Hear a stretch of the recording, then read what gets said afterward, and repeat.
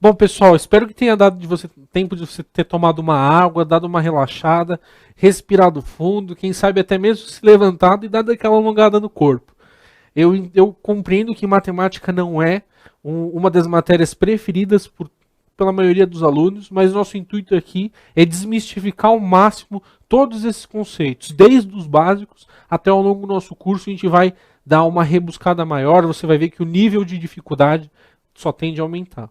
Então vamos lá, só recapitulando, né? A gente estava trabalhando até agora com a parte já de equações polinomiais. Nós vimos do primeiro grau, nós vimos sistemas de equações polinomiais do primeiro grau. E agora, por fim, no último bloco, o que a gente fez foi entender melhor o que é uma equação do segundo grau e como resolver as situações onde a gente encontra equações incompletas. E essas são incompletas podem ser de três jeitos, né? Ou sem o termo B, ou sem o termo C, ou até mesmo sem os dois termos B e C, né? Lembrando que A, que é o termo que acompanha o x ao quadrado, ele nunca vai poder ser igual a zero. Porque senão, né, nós não temos uma equação do segundo grau. Bom, vamos dar sequência então aqui na matéria. Vamos ver qual que é o próximo tópico que nos aguarda. Bom, nós já falamos então sobre equação polinomial do segundo grau incompleta. E agora, imagina que a gente tivesse uma completa. Você pode estar se perguntando, como que eu resolvo? Aqui vai vir um nome que vai te acompanhar para o resto da sua vida, que é a fórmula de Bhaskara. Se você nunca ouviu esse nome, algum momento você vai ouvir. Eu tenho certeza que ele vai te acompanhar, você não vai esquecer. É quase como uma maldição. Pode ser até que você não lembre das equações, mas o nome você vai lembrar. Bom, a ideia aqui é entender como resolver uma equação com o termo x ao quadrado e o termo x mais o termo independente, aplicando essa fórmula, né? Aqui até nesses quadradinhos onde está sendo apresentada a fórmula para vocês, ela está apresentada ao contrário, né? Primeiro nós vamos calcular o delta. O delta é esse retângulo que está aqui embaixo, ó. O delta é isso daqui, esse triângulozinho. É uma letra grega, né? É o delta. E aí é uma fórmula, basicamente, né? Nós temos que o delta, ele sempre vai ser dado por b ao quadrado, então vai ser o termo que acompanha o x, elevado ao primeiro ao quadrado, menos 4 vezes o termo a, vezes o termo c. Depois que a gente encontrou o valor de delta, aí sim nós vamos aplicar essa segunda fórmula. E nessa segunda fórmula você pode perceber que aqui sim está presente o x. O x você sempre vai fazer essa correspondência com as raízes, com a resposta, com o conjunto solução. Então, a partir do cálculo de delta, nós aplicamos essa segunda fórmula, que é menos b mais ou menos a raiz de delta sobre 2a, e nós encontramos aí sim as raízes dessa equação. Lembrando que, como eu comentei no bloco anterior, equação do primeiro grau, uma raiz. Equação do segundo grau, duas raízes. Do terceiro grau, 3, e assim por diante. Então, em todos os nossos exercícios aqui, já espere a resposta. A gente nunca vai conseguir adivinhar a resposta, né? E aí também fica muito difícil. Mas a gente já consegue prever, pelo menos, quantas soluções nós temos que encontrar. Então vamos lá, vamos ver como que ficaria a aplicação da fórmula de Bhaskara na resolução desse exercício prático. Só que acompanha comigo a leitura. Dada a equação 3x ao quadrado menos 7x mais 4 igual a zero, vamos encontrar o valor de x. Vem comigo junto aqui para o nosso caderno, vamos fazer passo a passo essa resolução. Bom, pessoal, estamos aqui mais uma vez no nosso caderno. Vamos aqui. Você pode perceber que, independente do tópico, a gente sempre parte de algumas premissas, né? Vocês podem ver que sempre na resolução de todos os exercícios que eu venho fazer aqui com vocês no nosso caderno, eu sempre tento trazer as informações principais para que a gente não tenha que voltar e ler enunciado. Bom, a informação única, né, que tem nesse nosso enunciado é a equação. A equação que a gente vai trabalhar é 3x ao quadrado menos 7x mais 4 igual a zero. Como eu tinha comentado anteriormente, Perceba que ela está completa. Completa por quê? Porque nós temos o A multiplicando x ao quadrado, nós temos o B multiplicando x e nós temos o C, que é o termo independente. Então, essa é uma equação completa. Então, como a gente acabou de ver nesse nosso último slide, para todas as equações completas, nós vamos usar, ou melhor dizendo, nós vamos aplicar a fórmula de Bhaskara. Eu vou deixar até isso daqui aqui, esse enunciado da equação do segundo grau, para você substituir junto comigo na fórmula. Primeira coisa, como eu acabei de comentar, a gente vai precisar sempre calcular o delta. Então não vai mudar. Esse é meio que um passo a passo de uma resolução para a equação do segundo grau. Nós temos a equação, primeira coisa que a gente vai fazer é o cálculo do delta. Delta, lembrando, que é b ao quadrado menos 4 vezes a vezes c. Portanto, delta vai ser igual. O b, ó, eu até deixei aqui de propósito. Por quê? Para a gente enxergar de onde vai vir esses valores. O b está aqui. De onde ele veio? É o termo que acompanha o x. Olha aqui na nossa equação. Qual desses é o termo que acompanha o x? Concorda comigo? Ó, é o menos 7. Então aqui ele vai vir protegido pelo parênteses menos 7 ao quadrado. E depois nós vamos multiplicar 4, menos 4, né, pelos termos A e o termo C. O termo A, você já enxergou aqui, eu tenho certeza que é o número 3, enquanto o C é o 4.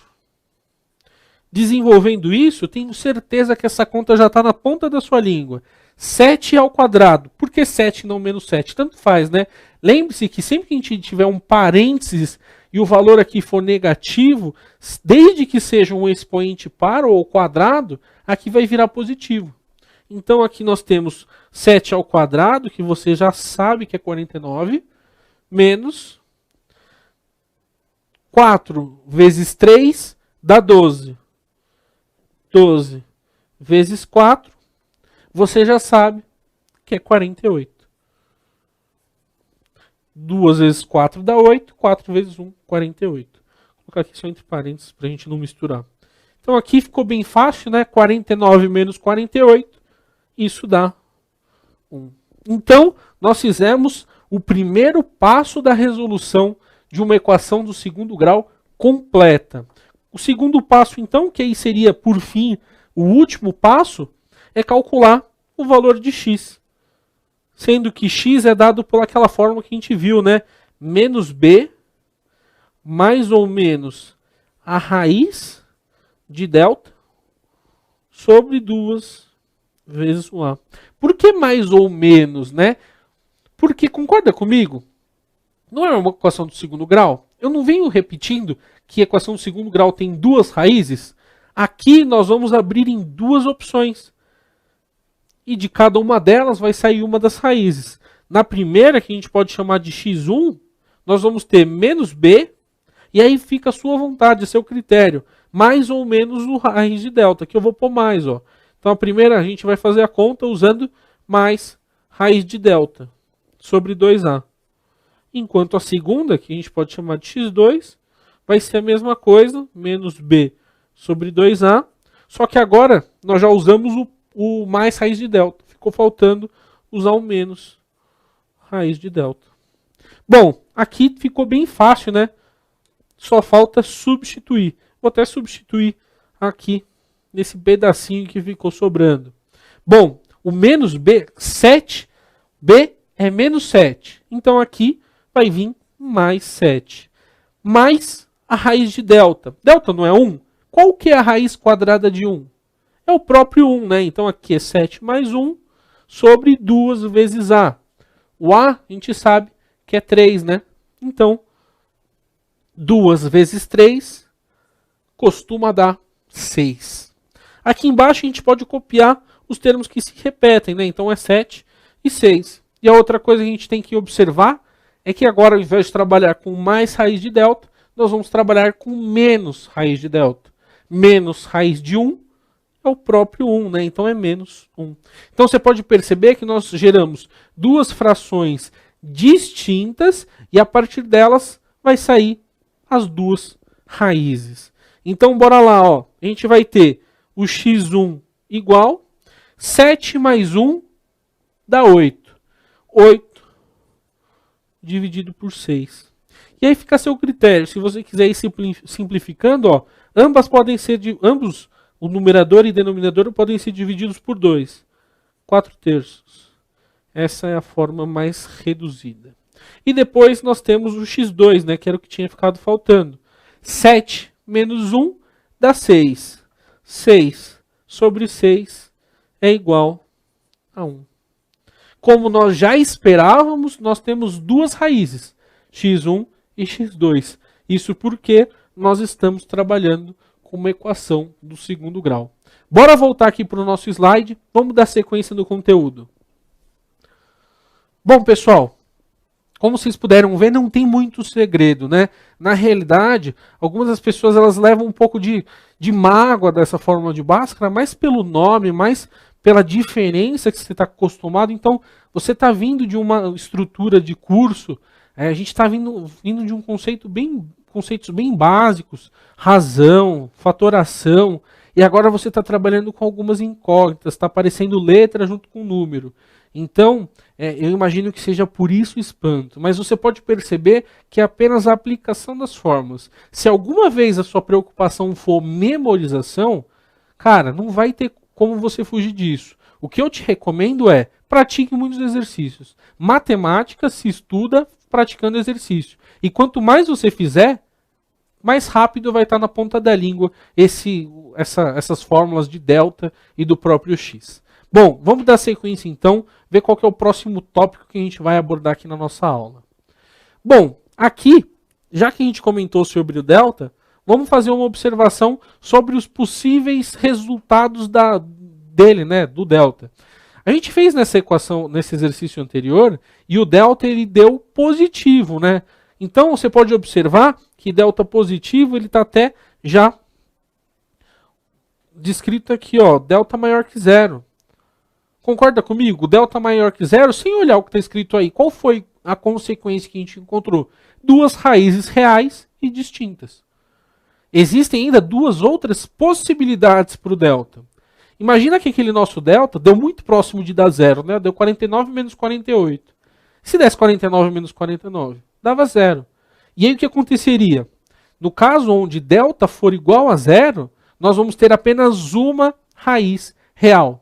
Na realidade, são duas, né? A gente já vai entrar no conceito de multiplicidade de raízes. Quando você encontrar o delta igual a zero, então, você vai encontrar apenas um valor para x. Mas lembra que esse valor ele tem multiplicidade 2. Ou seja, apesar de ser uma raiz, imagina que tivesse dado, sei lá, 2, essa raiz 2 tem multiplicidade 2. Então seria x1 e x2 igual a 2. E aí, por fim, ainda tem um caso... um caso até que a maioria das vezes acaba até resolvendo, facilitando a nossa resolução, que é quando delta for menor que zero. Nesse caso, imagina que a gente tivesse feito lá, tivesse dado delta igual a 49 menos 50. 49 menos 50 é menos 1. Menos 1 recairia aqui, ó, delta menor que zero. Se o delta for menor que zero, essa equação não tem raízes reais. Então, até onde a gente está aqui no nosso curso, nós não aprendemos a calcular esse tipo de raízes.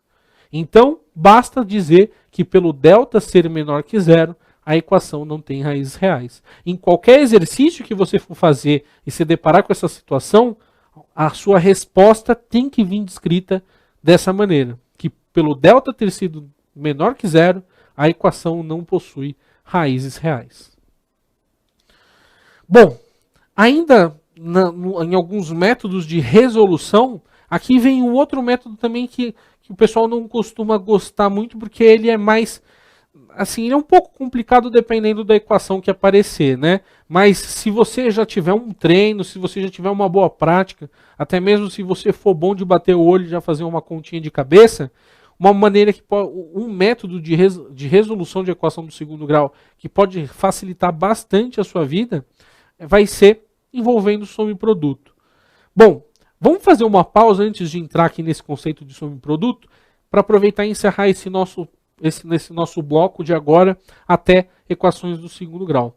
Faz assim, levanta, toma uma água e depois retoma aqui que a gente já vem falar sobre soma e produto. Até daqui a pouquinho.